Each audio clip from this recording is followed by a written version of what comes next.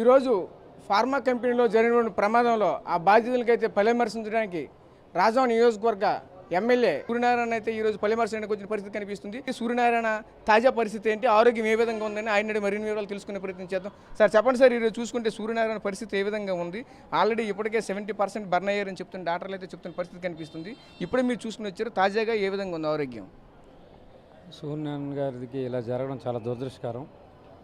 కష్టపడి ఈరోజు బీఎస్సీ చదివిన తర్వాత ఆయన సినర్జీ కంపెనీలో చేరడం, సో ఇప్పుడిప్పుడే గ్రో అవుతున్నాడు, చిన్న ఫ్యామిలీ. అలాంటిది జరగడం చాలా దురదృష్టకరం.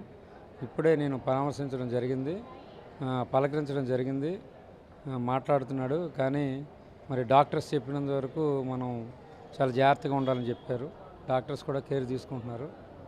ఏదేమైనప్పటికీ చాలా దురదృష్టకరం. మరి ప్రభుత్వం కూడా, చంద్రబాబు నాయుడు గారు కూడా చాలా కేర్ తీసుకున్నారు.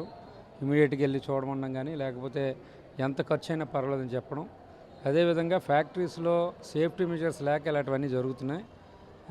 ఏవైతే ఎంటర్ప్రెన్యూర్స్ కానీ, లేకపోతే దానికి సంబంధించిన ఓనర్సు ఈ విషయంలో జాగ్రత్త తీసుకోవడంలో ఇలాంటివి జరుగుతున్నాయి.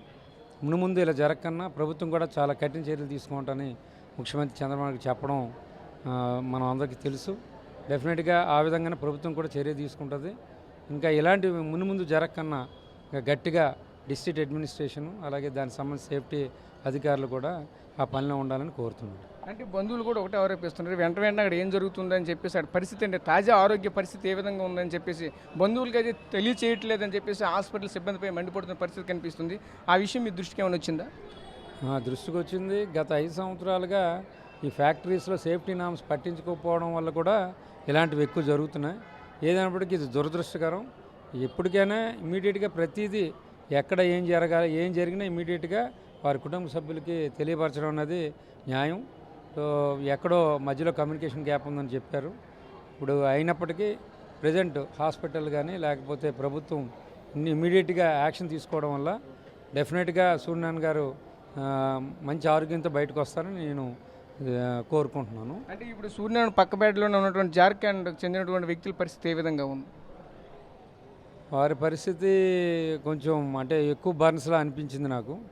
సో మరి వారి వరకు నేను మాట్లాడలేదు, కానీ వారిని చూశాను స్వయంగా. కొంచెం బర్న్స్ ఎక్కువ ఉన్నాయి కంపేర్ టు సూర్యనారాయణ వల్ల. సో మరి ఇంకా డాక్టర్స్ కేర్ తీసుకుంటున్నారు కాబట్టి వారు కూడా ఆరోగ్యంగా బయటకు వస్తారని నేను కూడా అందులో ఒక ఆల్రెడీ చనిపోయారని చెప్పేసి అయితే మాత్రం తాజాగా సమాచారం అయితే వస్తుంది. వాళ్ళు ఆల్రెడీ వైరల్ అవుతున్న పరిస్థితి కనిపిస్తుంది. దానిపై మీరు చూశారు కదా, తాజాగా ఏ విధంగా ఉన్నారు? స్వయంగా వెళ్ళి చూశాను. లేదు, అలాంటివి ఏం లేదు, ఇప్పటివరకైతే లేదు ఈ నిమిషానికి. సో అయినా నాకు తెలిసినంత వరకు ఒకరిద్దరు కొంచెం బర్న్స్ ఎక్కువ ఉన్నాయి. ఇంకా తర్వాత మరి హాస్పిటల్ డాక్టర్స్ చూస్తాం. అంటే ఇప్పుడు చూసుకుంటే ఈ అబ్బాయి ప్రధానంగా సూర్యనారాయణ అబ్బాయి రాజాం కాన్స్టిట్యూన్సీ సంబంధించిన వ్యక్తి, పైగా మీరు కూడా అదే కాన్స్టిట్యున్సీకి ఎమ్మెల్యేగా ఉన్నారు. ఆ కుటుంబానికి ఎటువంటి భరోసా ఇస్తున్నారు? కోనంగపాడు నా కాన్స్టిట్యున్సీ, వంగర మండలం, మంచి ఫ్యామిలీ. డెఫినెట్గా ఆరోగ్యంగా బయటకు వస్తారని కోరుకుంటున్నాను. ఇక ఏ విషయాన్నైనా ఇమీడియట్గా అంటే డాక్టర్స్ లేకపోతే ఏదైనా నెగ్లిజెన్స్ ఉన్నా ఇమీడియట్గా రోజు మానిటరింగ్ చేయడం జరుగుతుంది. డెఫినెట్గా బయటికి ఆరోగ్యంగా వస్తారని నేను కోరుకుంటున్నాను. Okay, thank you sir. ఒకటే చెప్తున్నారు, ఏదైతే ఈరోజు జరిగినటువంటి ఈ బర్నింగ్లో ప్రధానంగా చూసుకుంటే రాజాం నియోజకవర్గానికి సంబంధించినటువంటి వ్యక్తి కావడంతో ఈరోజు రాజాం నియోజకవర్గం ఎమ్మెల్యే కోండ్రి మురళీమోహన్ అయితే పరామర్శించడం జరిగింది. అదేవిధంగా ఈయన చెప్తున్న మాటలు ఏంటంటే పక్కనే ఉన్నటువంటి ఏదైతే జార్ఖండ్కి సంబంధించినటువంటి ఆ వ్యక్తులు అయితే మాత్రం ప్రజెంట్ అయితే తాజాగా అయితే ఆరోగ్యంగా ఉన్నారని చెప్తున్న పరిస్థితి కనిపిస్తుంది. అదేవిధంగా మరోవైపు చూసుకుంటే ఏదైతే సూర్యనారాయణ అనే వ్యక్తి అయితే ఉన్నారో ఈ వ్యక్తి పట్ల అయితే మాత్రం ప్రత్యేక శ్రద్ధతో ట్రీట్మెంట్ అయితే చేయిస్తున్నామని చెప్తున్న పరిస్థితి మనకు కనిపిస్తుంది. కెమెరా పర్సన్ నాయుడుతో రాజేష్, RTV విశాఖ నుంచి. మరిన్ని వీడియోస్ కోసం ఛానల్ ని సబ్స్క్రైబ్ చేయండి. లేటెస్ట్ అప్డేట్స్ కోసం వాట్సాప్ ఛానల్ ని ఫాలో చేయండి. అండ్ లింక్ డిస్క్రిప్షన్ లో ఉంది.